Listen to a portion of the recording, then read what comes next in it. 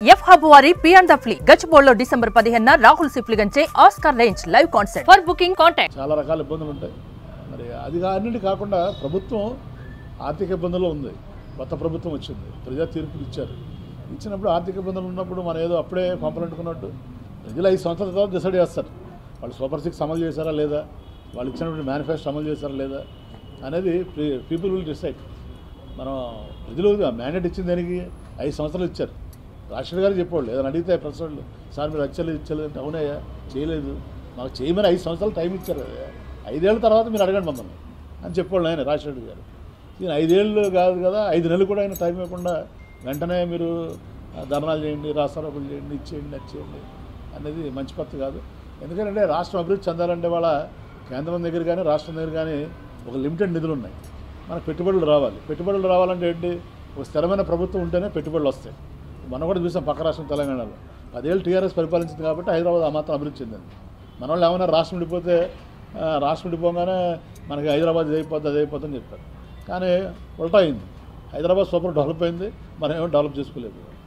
హైదరాబాద్ ఎందుకు డెవలప్ అయిందంటే 10 ఏళ్ళు స్థిరమైన ప్రభుత్వం ఉంది కాబట్టి. సో కాబట్టి ఇక్కడ కూడా మనం స్థిరమైన ప్రభుత్వం ఉంటే ఒక రాజధాని వస్తుంది, పెట్టుబడులు వస్తాయి, అభివృద్ధి వస్తుంది. సరే మన రాజకీయ విధానాలు వేరవచ్చు, మన పవర్ అధికారం కోల్పోయిన బాధ ఉండవచ్చు. అట్ ద సేమ్ టైం రాష్ట్ర అభివృద్ధిని కూడా మనం దృష్టిలో పెట్టుకోవాల్సినటువంటి బాధ్యత ఉంది. కానీ మనం ఇలా ప్రతిదానికి రాజకీయ ప్రయోజనాలే పరమావధిగా మనం ముందుకెళ్ళటం అనేది ఎంతవరకు కరెక్ట్ అనేది నాకు అర్థం కాక, అది దానికోసం అడ్జస్ట్ కాక నేను ఈ రోజున దాంతోపాటు నా వ్యక్తిగతంగా కూడా 5 సంవత్సరాలు నా జీవితాన్ని కుటుంబాన్ని కూలిపోయి దూరం ఉండటం జరిగింది. సో నాకు ఆ సమస్యలు కూడా ఉన్నాయి కాబట్టి మరి గౌరవ మన పార్టీ అధ్యక్షులు జగన్మోహన్ రెడ్డి గారికి మరి నా వ్యక్తిగత కారణాలతోటి ఈ రాజకీయాలకి ప్రస్తుతం దూరంగా ఉండాలని నిర్ణయం తీసుకోవడం జరిగింది. మరి దానికి భీముల నియోజకవర్గ ఇన్ఛార్జ్ బాధ్యతలు కానీ మరి వైఎస్ఆర్ కాంగ్రెస్ పార్టీకి ప్రాథమిక సభ్యత్వానికి కానీ నేను రాజీనామా చేస్తున్నాను. మరి మీరు ఇచ్చినటువంటి అవకాశానికి ధన్యవాదాలు జగన్మోహన్ రెడ్డి గారికి. నా రాజీనామాను ఆవేదన కోరుతున్నాను. మరి ఏ కాపీలని మన విజయసాయిరెడ్డి ఆర్సీ గారికి, మా పార్టీ అధ్యక్షులు దుర్గా అమర్నాథ్ గారికి, అలాగే సెంట్రల్ ఆఫీస్ కూడా పంపిస్తారు.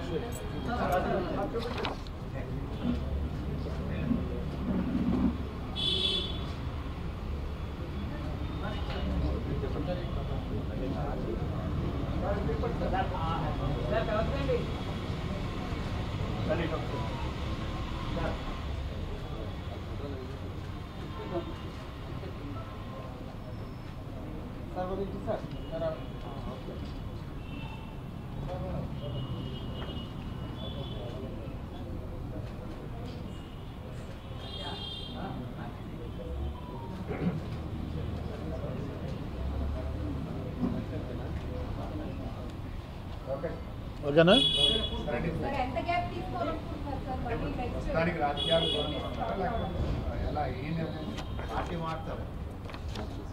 మీరు తెలుసు నాకు నెక్స్ట్ క్వశ్చన్. రాజకీయాలు దూరం ఉంటాను కానీ ప్రజాసేవలో ఉంటాను. ఇప్పుడు నేను వేరే పార్టీలో మీరు అందుకే ప్రెస్ మీట్ కూడా పెట్టింది. ఇది యాక్చువల్ లెటర్ మీకు పంపించేయచ్చు. కానీ ఈ మధ్యన మన మిత్రులు కొంతమంది మీరే మీ ఇష్టం వచ్చినట్టు కథలు అల్లుతున్నారు. దయచేసి నా మీద కథలే అల్లొద్దు. Media is permanent, Avanti Srinivasa Rao is permanent. ఏదున్నా నా సంగతి మీకు తెలుసు. ఓపెన్గా ఉంటాను, ట్రాన్స్పరెంట్గా ఉంటాను, మీకు చెప్పే చేస్తాను నేను. ఇప్పుడు వద్ద నాకు ఏ పార్టీలో చేరే ఆలోచన లేదు. అర్థమైందా? కొన్నాళ్ళు రాజకీయ నాకు వ్యక్తిగత 5 సంవత్సరాలు నేను వ్యక్తిగతంగా నా జీవితాన్ని కోల్పోయాను, కుటుంబాన్ని. నా కుటుంబ బాధ్యతలు కూడా కొన్ని ఉన్నాయి, అలాగే మా కాలేజీ బాధ్యతలు కూడా కొన్ని ఉన్నాయి. అవి చూసుకుందాం అనుకుంటున్నాను.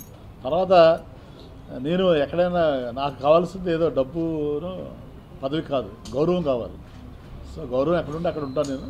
కాబట్టి ఏదో అలాంటిదని ఉంటే తప్పనిసరిగా ఫస్ట్ మా నాయన్నే పిలిచి నేను చెప్పి, రామకృష్ణ వచ్చాడు, రామకృష్ణ కాబట్టి నాయన ఏదో దయచేసి తప్పనిసరిగా మీ అందరికి చెప్పే నేను నిర్ణయం తీసుకుంటాను. సో ప్రస్తుతానికి ఏంటంటే ఎన్నాళ్ళు మానవ సేవే మాధవ సేవ అని మనం వెళ్ళాం. సో ఇప్పుడు కొంచెం మాధవుడి సేవలో డైరెక్ట్గా చేస్తున్నామని.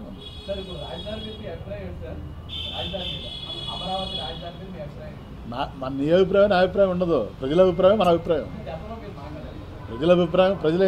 ప్రజలు మనం పార్టీ ఏమో ఇక్కడని చెప్పింది, ప్రజలేమో అక్కడని చెప్పారు. కాబట్టి ప్రజలతో మనం వెళ్ళాలంటే మీరేనా నేనే.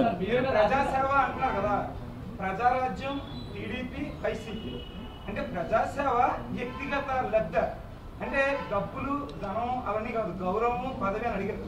మీరు ప్రజాసేవ చేశారా? 3 పార్టీలు మారుతూ మీ వ్యక్తిగత లబ్ధి కోసం పార్టీలు మారారా? అది నువ్వు చెప్పాలి.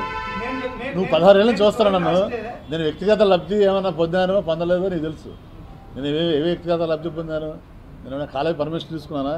లేదా ల్యాండ్ ఏమన్నా నేను ఎవరిదన్నా కబ్జాలు చేస్తానా? నేను యూనివర్సిటీ పెట్టానా? ఇంకా బ్రదర్ పర్ఫర్మేషన్ శ్రీనివాస్ నా గురించి బాగా తెలుసు. నా ఫీజులు తగ్గించారు ఇంకా లాస్ట్ ఇయర్. నాకేం యూనివర్సిటీ ఇవ్వాల, వేరే వాళ్ళు తెలుగుదేశం వాళ్ళు యూనివర్సిటీ ఇచ్చారు. అర్థమైందా? నేను ఎప్పుడు కూడా రాజకీయాలకు వచ్చి ఒక నిర్ణయం తీసుకున్నాను. ఏంటంటే వ్యక్తిగతంగా లబ్ధి పొందడానికి కాదు రాజకీయాలు అనేది. రాజకీయం అనేది ప్రజాసేవ చేయడానికి. చంద్రబాబు ఇలా ధర్నా చేశారు, అలా వచ్చి పార్టీ మారిపోయారు. అప్పుడు జనాలంతా మిమ్మల్ని నమ్ముకున్న వాళ్ళు, మీ అభిమానులు చాలా ఆలోచనలో పడ్డారు. ఇప్పుడు కూడా మిమ్మల్ని నమ్ముకున్న వాళ్ళు, మీ వెనకాల తిరిగిన వాళ్ళు కొన్ని ఇబ్బందులు పడే పరిస్థితి. ఏ ఇబ్బంది పడరు. నేను ఎక్కడికి వెళ్ళినా నన్ను నమ్ముకున్న వాళ్ళకి నేను ఎప్పుడు కూడా న్యాయం చేస్తాను. ఓకే, నేను అందుకనే కాదు బ్రదర్, నేను 2 సార్లు పోటీ చేసినా నేను ఎమ్మెల్యేగా గెలిచాను, ఎంపీగా పోటీ గెలిచాను.